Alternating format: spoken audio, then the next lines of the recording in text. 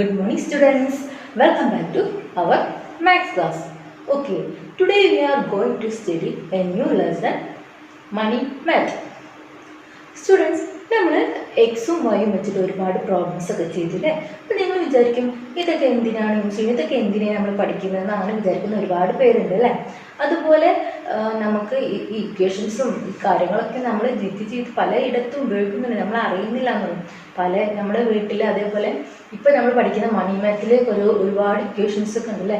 അത് നമ്മൾ ഇവിടെ ബാങ്കിൽ നിങ്ങളുടെ വീട്ടിൽ ആരെങ്കിലും ലോൺ എടുക്കാത്തവരുണ്ട് ഇല്ലല്ലോ, ഇല്ല, അല്ലെങ്കിൽ പണക്കാരാണെങ്കിൽ ഡെപ്പോസിറ്റ് ചെയ്യാത്തവരുണ്ടോ. ഓക്കെ, അപ്പം നമുക്ക് അവിടെ വരുന്ന ഇൻട്രസ്റ്റ് ഇതൊക്കെ നമുക്ക് പെട്ടെന്ന് മനസ്സിലാവും. ചില ബാങ്കുകാരോ അല്ലെങ്കിൽ ആരെങ്കിലും നമ്മളെ പറ്റിക്കുന്നുണ്ടോ അല്ലേ. അങ്ങനെയാണെങ്കിൽ ഈ ചാപ്റ്റർ പഠിച്ചാൽ നമുക്ക് എന്ത് ചെയ്യാം, ഇത് നമ്മുടെ പാരൻസിന് ക്ലിയർ ചെയ്ത് കൊടുക്കാം. ഓക്കെ, ചില ആൾക്കാർക്ക് അറിയില്ല, നമ്മൾ ഒരു ലോൺ എടുത്തെന്ന് വിചാരിക്കാം, എന്നിട്ട് എത്രയും വലിയ ലോൺ എടുത്ത ഹൗസ് വീടിൻ്റെ ലോണാണെങ്കിൽ എന്നിട്ട് എത്രയും അടച്ചിട്ടും തീരുന്നില്ല. ഇവർ നമ്മൾ ഈ അടച്ചിട്ട് എന്തത് ഇങ്ങനെ തീരാത്തത്, ഇവർ നമ്മൾ പറ്റിക്കുന്നുണ്ടോ. അപ്പോൾ എന്താ സംഭവം, അതിൻ്റെ ഇൻട്രസ്റ്റ് ആണ്. അതായത് എടുക്കുന്ന എമൗണ്ടിനനുസരിച്ച് ഇൻട്രസ്റ്റ് ഇങ്ങനെ കൂടും.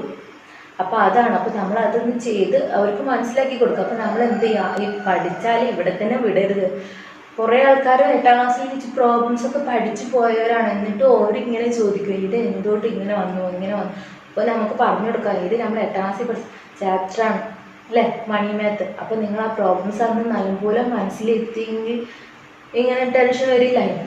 അപ്പോൾ അപ്പോൾ ഇതാണ് ടീച്ചർ പറയുന്നത്, ഇത് നിങ്ങൾ ഒരിക്കലും വിടരുത്. ഇത് നമ്മുടെ ലൈഫ് ലോങ് അതായത് യൂസ് ചെയ്യാനുള്ളതാണ്. ഒരു കാറിനായാലും ലോൺ എടുക്കണം അല്ലേ, ലോൺ എടുക്കാത്തവരില്ല. നമ്മുടെ എന്തൊരു വസ്തുവിനും വലിയ എമൗണ്ടിന് നമ്മൾ എന്ത് ചെയ്യും, ലോൺ എടുത്തേ തീരുള്ളൂ. നമുക്ക് ഈ ഇൻട്രസ്റ്റും കാര്യങ്ങളൊക്കെ അറിയണം. ഓക്കെ, 7th ടീച്ചർ ഈ പ്രോബ്ലം പറഞ്ഞു തന്നിട്ടുണ്ടായിരുന്നു, എങ്ങനെയാണ് സിമ്പിൾ ഇൻട്രസ്റ്റ് കണക്കാക്കാവുന്നത് അല്ലേ. അപ്പോൾ അത് അറിയാത്തവർക്കായിട്ട് ഒന്നും കൂടി ടീച്ചർ പറഞ്ഞു തരാണ്, ശ്രദ്ധിക്കുക. സിമ്പിൾ ഇൻട്രസ്റ്റ് കണക്കാക്കാൻ എങ്ങനെയാണ്, I = P/N അല്ലേ. ഇനി ഈ I എന്താ, ഇൻട്രസ്റ്റ്, P എമൗണ്ട്, നമ്മൾ എന്താണോ ഡെപ്പോസിറ്റ് ചെയ്യുന്നത് അല്ലെങ്കിൽ എന്താണോ ലോൺ എടുക്കുന്ന ആ എമൗണ്ടാണ് P. പിന്നെ N ഇയർ, എത്ര വർഷത്താണ്. R റേറ്റ് ഓഫ് ഇൻട്രസ്റ്റ്, ഓരോ ബാങ്കും ഓരോ ഇൻട്രസ്റ്റ് ആണ് കണക്കാക്കുന്നത്. ഓക്കെ, ഇനി ടീച്ചർ ഒരു പ്രോബ്ലം പറയുന്നത്, ഒരാൾ എന്ത് ചെയ്തു അറിയോ, 2 ലക്ഷം രൂപ ബാങ്കിൽ എന്ത് ചെയ്തു, ഡെപ്പോസിറ്റ് ചെയ്തു. അയാൾ നല്ല പണക്കാരനാണ് അല്ലേ. അപ്പം എന്ത് ചെയ്തു, ഡെപ്പോസിറ്റ് ചെയ്തു. എത്ര വർഷം എന്നറിയോ, 2 വർഷത്തിന്. അപ്പോൾ ആ ബാങ്ക് കണക്കാക്കിയ റേറ്റ് ഓഫ് ഇൻട്രസ്റ്റ്, ആ ബാങ്കിൻ്റെ റേറ്റ് ഓഫ് ഇൻട്രസ്റ്റ് എത്രയാണ്, 10% ആണ്. അങ്ങനെയാണെങ്കിൽ അയാൾക്ക് ഇനി 2 വർഷം കഴിഞ്ഞാൽ പണം പിൻവലിക്കുമ്പോൾ എത്ര രൂപ കിട്ടും. എങ്ങനെയാണ്, ലിസണിൽ ഒരാൾ എന്ത് ചെയ്തു, 2 ലക്ഷം രൂപ അല്ലേ. ഓക്കെ, 2 ലക്ഷം രൂപ എന്ത് ചെയ്തു, ഡെപ്പോസിറ്റ് ചെയ്തു. ആ ഡെപ്പോസിറ്റ് ചെയ്ത എമൗണ്ടിന് നമ്മൾ എന്ത് ചെയ്യാം, P. അല്ലെങ്കിൽ നമ്മൾ ലോൺ എടുക്കുകയാണെന്നുണ്ടെങ്കിലും അവിടെ എമൗണ്ട് P ആണ്. പിന്നെ എത്ര വർഷം എന്നാ പറഞ്ഞത്, 2 വർഷത്തേക്ക്. ആ ബാങ്ക് കണക്കാക്കിയ റേറ്റ് ഓഫ് ഇൻട്രസ്റ്റ് 10% ആണ് അല്ലയോ. Okay, listen here. എന്താണ്, അയാൾ ഡെപ്പോസിറ്റ് ചെയ്ത എമൗണ്ട്, ബാങ്കിലെ rate of interest year.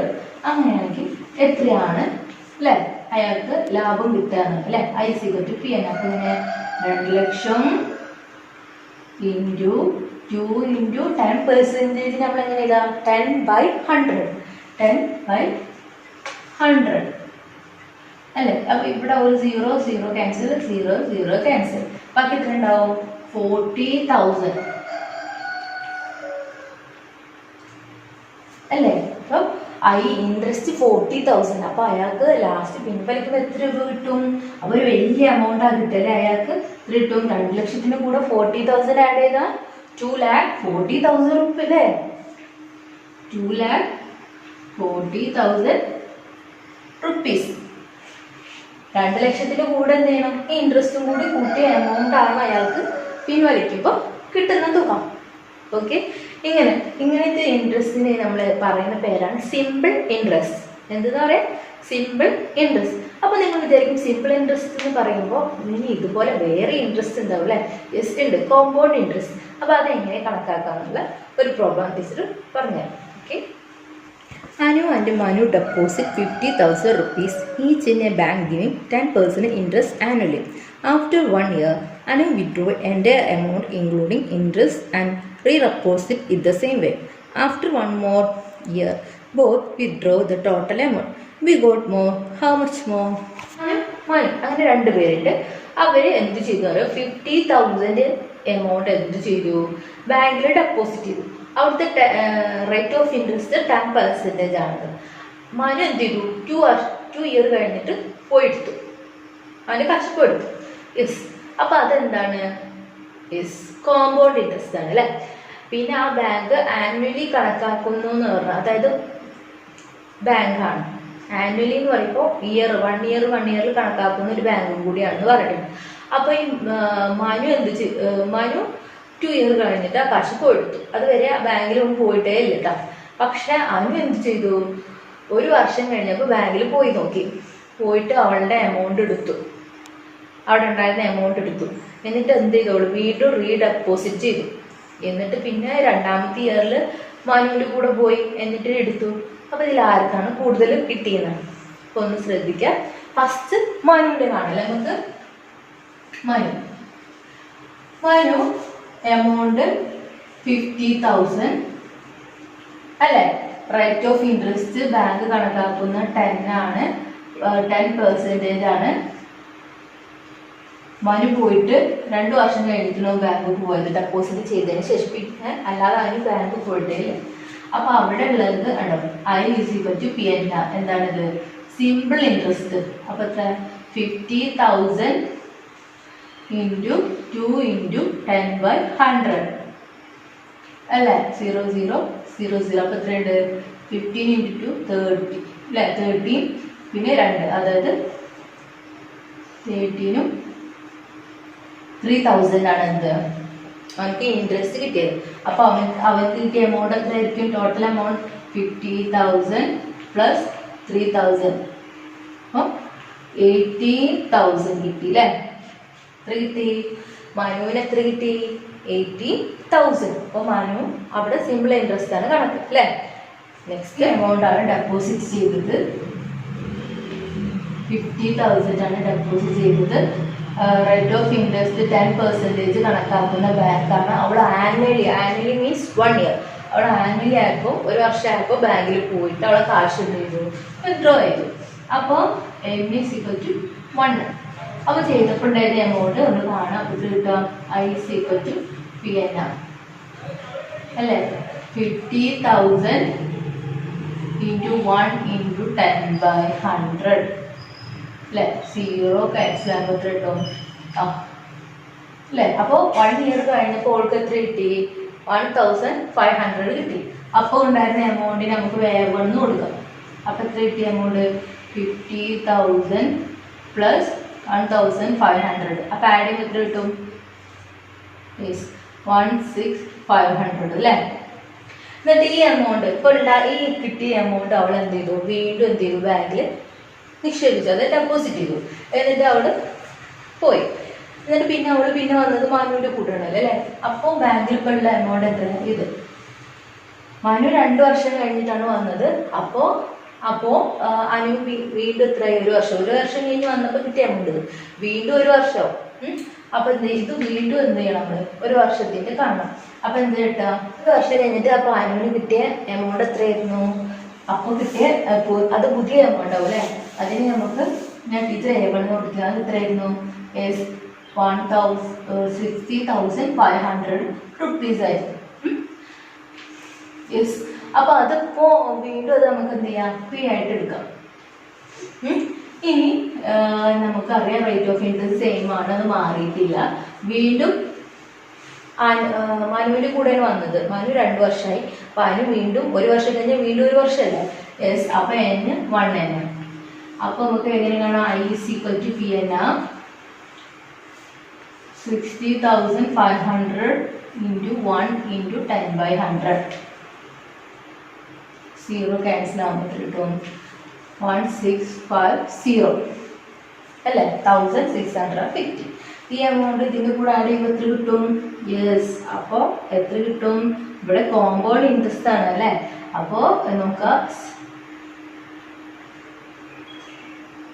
Plus 1650 0 5 5ഉം 6ഉം 11 അപ്പോൾ 6ഉം 1ഉം 7 8 80,115.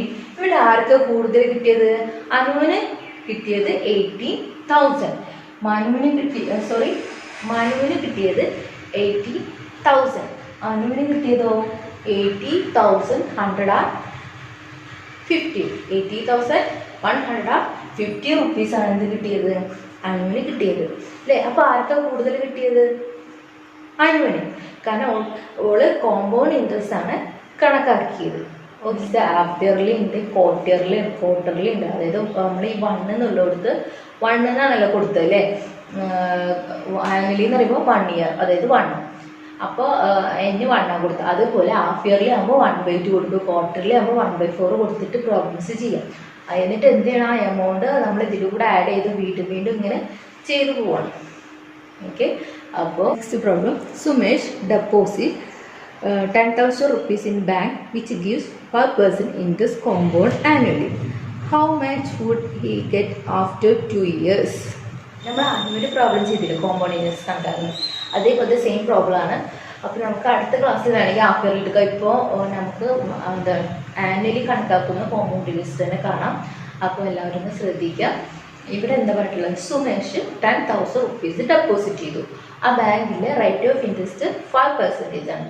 അങ്ങനെ കോമ്പൗണ്ട് ഇൻട്രസ്റ്റ് കോമ്പൗണ്ട് ആനുവലി എന്ന് പറയുമ്പോൾ 1 ഇയർ വെച്ചിട്ടാണ് അവൾ കാണുന്നത്, കണക്കാക്കുന്നത് അല്ല ബാങ്ക്.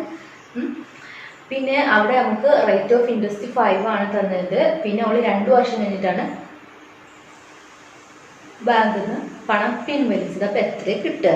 ഓക്കെ, കോമ്പൗണ്ട് ആനുവലി എന്ന് പറഞ്ഞാൽ അത് ആനുവലി 1 ഇയറിൽ കണക്കാക്കുന്ന ബാങ്കാണ്. അതിനെയാണ് എന്ത് പറയാം? Compound interest. ഇവിടെ എന്ത് ചെയ്തു? സുമേഷ് ഡെപ്പോസിറ്റ് ചെയ്തു. എമൗണ്ട് എത്ര? 10,000. അവിടുത്തെ റേറ്റ് ഓഫ് ഇൻട്രസ്റ്റ് 5%.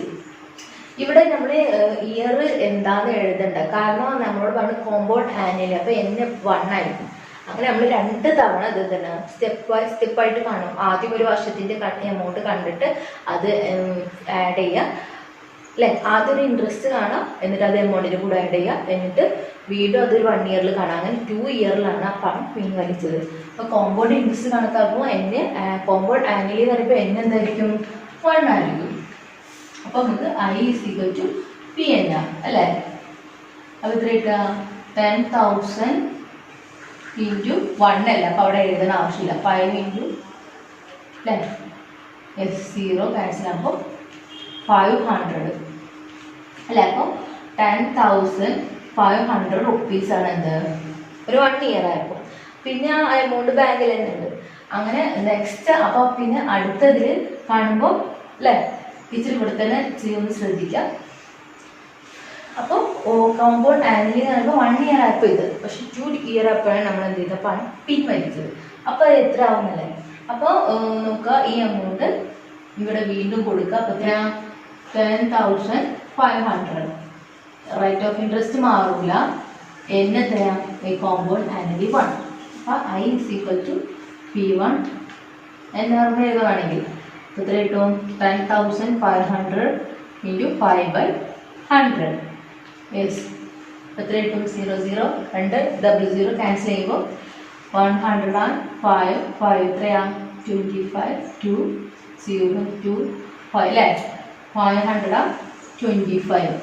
അപ്പോൾ ഇത് ഈ എമൗണ്ടായിട്ട് കൂട്ടുമ്പോൾ പുതിയ P2 അല്ലേ എമൗണ്ട് കിട്ടും. അപ്പോൾ എത്രയാ? 10,500 + 525. 5 2 10 യെസ് 11,025. എത്ര കിട്ടി? 10,000 ആണ് എന്ത് ചെയ്തത്? ഡെപ്പോസിറ്റ് ചെയ്തത് സുമേഷ്. ആഫ്റ്റർ കോമ്പൗണ്ട് ആനുവലി കണക്കാക്കുന്ന ബാങ്കിൽ 5% ഇൻട്രസ്റ്റ് ആണ് ബാങ്കിലുള്ളത്. എന്നിട്ട് അവന് 2 വർഷം കഴിഞ്ഞിട്ട് പോയി കാശ് പിൻവലിച്ചപ്പോൾ അവർക്ക് എത്ര കിട്ടി? 11,025 അല്ലേ. അപ്പം 1025 ലാഭമായിരിക്കും. ഈ ഹോംവർക്ക് എല്ലാവരും നിർബന്ധമായി ചെയ്യാം. Okay, thank you.